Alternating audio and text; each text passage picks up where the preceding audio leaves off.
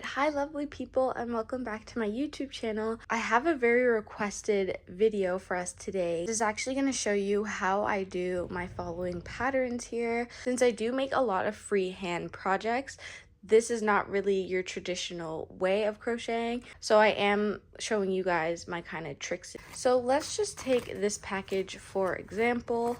This is coming off of my blue yarn, so I'm going to show you what I do. So traditionally or correctly, you will get a 5mm crochet hook for this project. So let's take a 5mm crochet hook, which is going to be this one today. That's my 5mm crochet hook, and this is what it says works best with this blue yarn. And I'm just going to hook it onto my yarn, okay? This feels so like big for me, right? So this feels a bit loose. So if I just quickly show you guys, you can see in the 5mm there's like loops in there and like a lot of stretches, and it's not as tight finished because when I'm carrying over yarn colors, you're gonna see all of that, and it's eventually when you wash it, it's gonna look really flimsy. I have my 4mm crochet hook and my 4.5mm crochet hook. I'm gonna take the smaller one just so that we can see what's also going on. It's important for each of my rows to come out even, and I'm going to show you guys how I do that. But for me, this crochet hook is just a little bit too short and it makes my stitches a little bit too tight.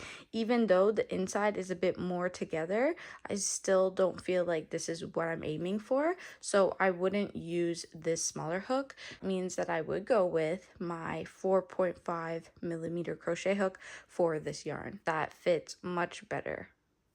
11 and 12. Some people do different than me, but this is just what I do. I just pull a little bit longer and then I wrap around, and then I get ready for my double crochet stitch.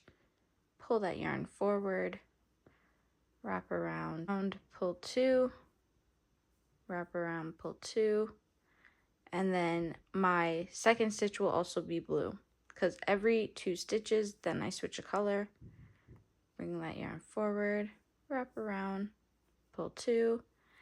Once these 2 stitches are on my crochet hook, now is time for me to add a new color. I'm going to place it on my crochet hook just like so, and I'm going to pull it through those last 2 loops, and seamlessly it gets added in. And I'm only going to focus on these 2 strings that are attached to my yarn ball.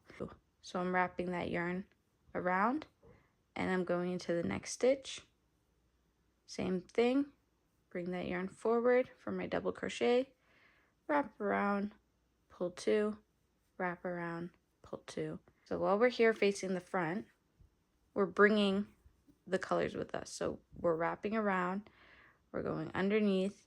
That blue yarn is right here, right above. We're grabbing that forward. We're wrapping around. The blue yarn is still in there.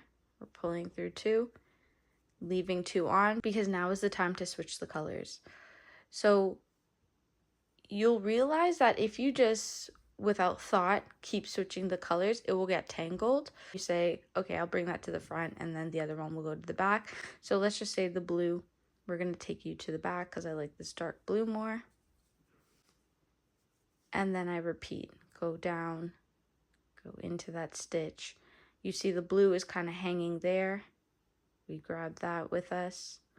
We wrap that around, we pull through 2, and so forth. And then I'm just going to do it one more time so that you can see how we're going to switch this color. So now that we're here, we're bringing blue to the front, okay? And then we repeat. You see our blue strings there. It's all inside. And then I'll just do my last stitch here, and then we'll pause for a moment, and I'm going to put my blue yarn to the back, okay? So this is the front. You can see it's very neat and organized, and this is the back, and it's also very neat and organized because I'm carrying the color with me. Once you're at the end of your row, you just take the color that is you're at the end of the row with, because now you're going to be doing blue all here, okay? So you wrap that color around with the blue because we're done the row. You turn your work so that you're facing the inside. I pull this a bit, or you can make chains. Then you're wrapping that yarn around and you're preparing to do your double crochet stitch again, but you're going to make sure that you're grabbing that blue yarn with it. So the blue yarn, you're literally pushing it above where you're going in for your double crochet stitch, bringing that yarn forward. You can see your blue yarn is tangled in there, and you've done your 1 double crochet stitch. You wrap around again. Your blue yarn is literally sitting on top of that area. And then you can keep doing the thing. So if you were bringing this dark blue to the front, you bring the blue, light blue to the back. And then you just continue doing this pattern. Now, I have gotten questions before in the past about tension, because tension is just as important as the crochet hook that you're choosing. If I'm gonna do a stitch that's very loose so that you guys can see, and I'm gonna hardly hold my crochet hook, and then I'm gonna go back to my tension just so that you see. But I think you can understand. But it's very important to use the right amount of tension for this project. So I'm going very loose right now, like I'm almost not even thinking about it. I'm kind of going very loose that it's like, you know. And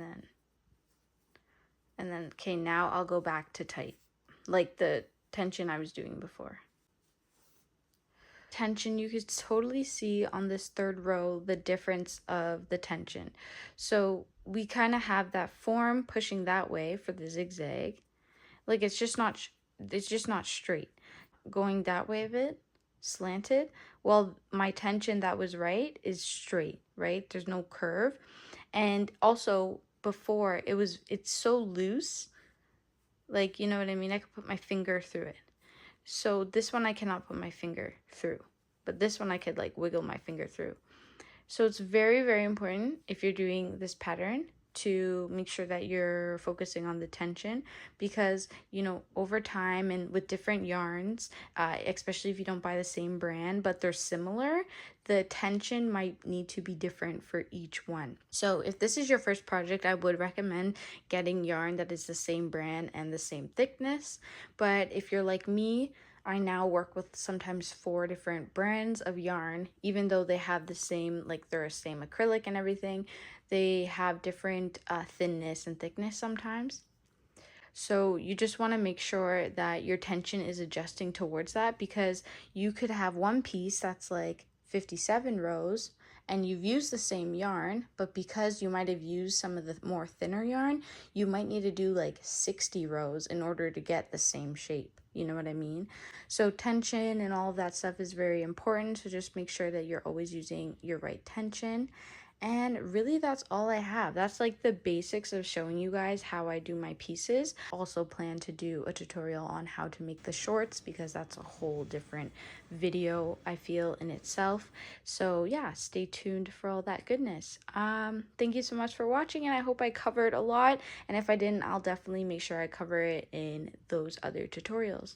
Thanks guys. Enjoy your day. Bye.